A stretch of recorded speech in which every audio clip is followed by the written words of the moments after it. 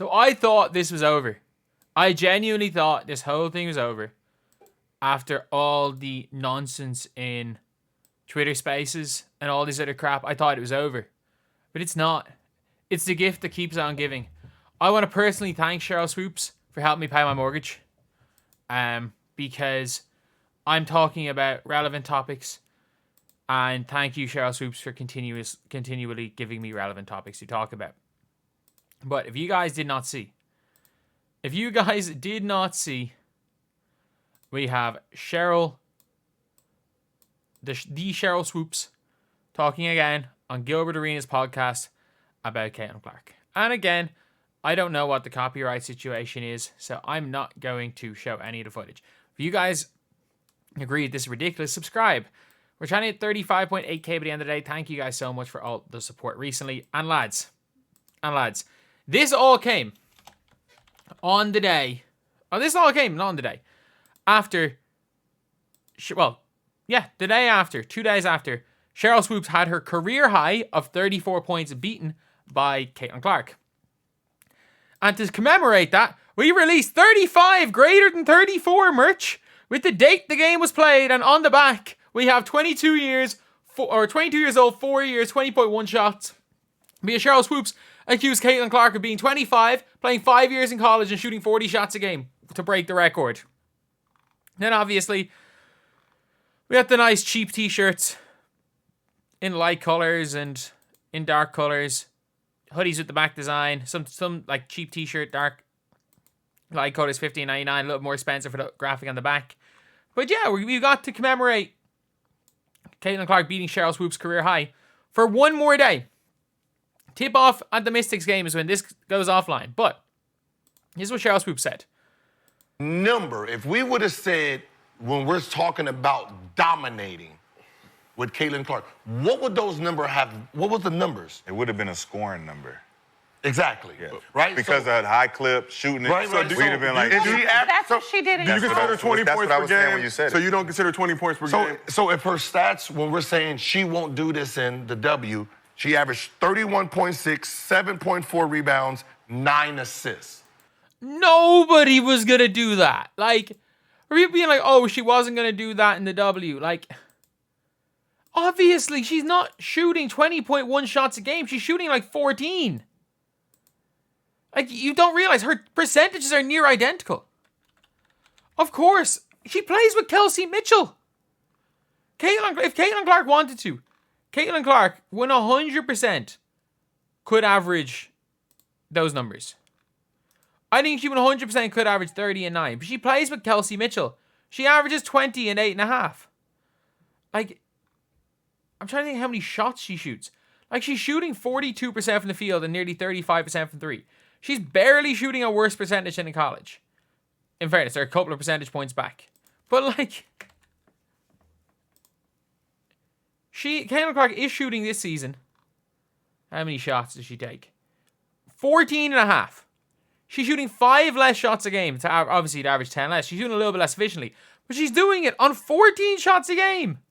14.5 shots a game. Right? Did anyone expect her to do that in WNBA? Those three? No. Right? So she didn't do that. No. She didn't average 30 and 9. Wow, she only averaged 20 and 9 on way less shots. Now, if we say her stats are... And by the way, she is averaging like 25 and 10 over the last 25 games of the season. Like, she was averaging like 15 and 6 through the first 15 games. She's averaging close to 25 and 10 through the last 20 games. Today, what? 20 points, 8.4 assists, 6 rebounds. That's crazy. But That's crazy. Is that 5.6 Those are hell of a number. Those are hell of a numbers. But to me, that's not Period. dominating. Yes. To me, that's not dominating. Those are hell of a numbers. But to me, that's not Period. dominating. That's better numbers than she ever averaged. And I can guarantee you Sheryl Swoopes will say that she dominated in the WNBA. Because Sheryl Swoopes dominated in the WNBA. Look, I'm not going to be one to say that Caitlin Clark right now is better than prime Sheryl Swoopes. I'll give Sheryl Swoopes that respect. Sheryl Swoopes is one of the greatest players of all time in the WNBA. And the fact that Caitlin Clark puts up better numbers, Sheryl Swoopes is also one of the best defensive players. Like, yes, offense obviously means more than defense, but when it's even comparable or close on offense, defense will take it. Sheryl Swoopes at her peak was better than Caitlin Clark as a rookie. Do I think Caitlin Clark at her peak's going to be better than Sheryl Swoopes at her peak? Yes. But obviously, peak for peak, Sheryl Swoopes still wins.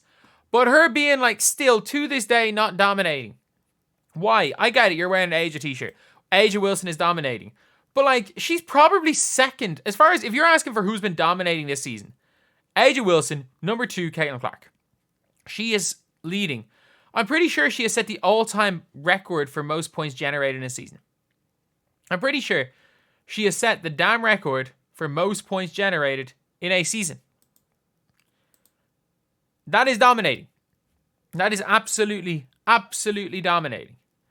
And as a rookie, taking a team that has not been over plus 500 in a decade. In a decade, it will be like, I don't know, let's just say a hypothetical. Adjusted for NBA minutes and how much better the teammates are going to be. Let's adjust her stats to 24 and 12. If you, again, judge easy dunks and stuff that you're never going to miss in the WNBA and like just teammates improving. Let's just say 24 and 12 is probably the similar thing to or rounding up 19 and 8.5 or 20 and 8.5. So let's say if a rookie came into the Detroit Pistons and they suddenly made the playoffs, and averaged 24 and 12, everyone would talk about how they're one of the most dominant rookies of all time. They would. But according to Sheryl Swoopes, no, not dominating. Yeah, it's only not dominating because she's a rookie. Now, If she's putting up numbers like Asia right now, would she be dominating? yes. So it's about the numbers. I don't look at the dominating factor being numbers. It's what you're doing on the floor. And those numbers would change if the factors on the floor changes. If you make that layup, the stats change. I can't believe I'm saying this. I'm agreeing with Rashawn McCants. And it's like, this man is president of Hooper. Like, all of these Hoopers, like McCants, Gilbert Arenas, they'll say wild stuff, but occasionally you're like, you can tell that the Hoopers understand hooping. There's a difference a lot of time between basketball and hooping. But like, that is a perfect point. As I said, and it's like, if she passes the ball to someone for an open layup, and they miss the open layup, on the stat sheet, it will say that she had a less than assist. But if you're watching the game, it's still the pass. She just missed the layup. Like, the reality of it is that Caitlin Clark is generating points for a team at this was a not particularly great offensive team last year, who have now become arguably the best offensive team in the W. And no, Sheryl Swoopes, it is not because of Katie Lou Samuelson. If you swing, I get a layup, stats change. These are factors on the floor that we don't get to see because we're glorifying the stat. And even still, look, the reality of this is that Asia Wilson's probably deserving of MVP. I think you can make an argument for Clark. I think you can make an argument for Fee. But I do think that they are quite flimsy arguments. I do.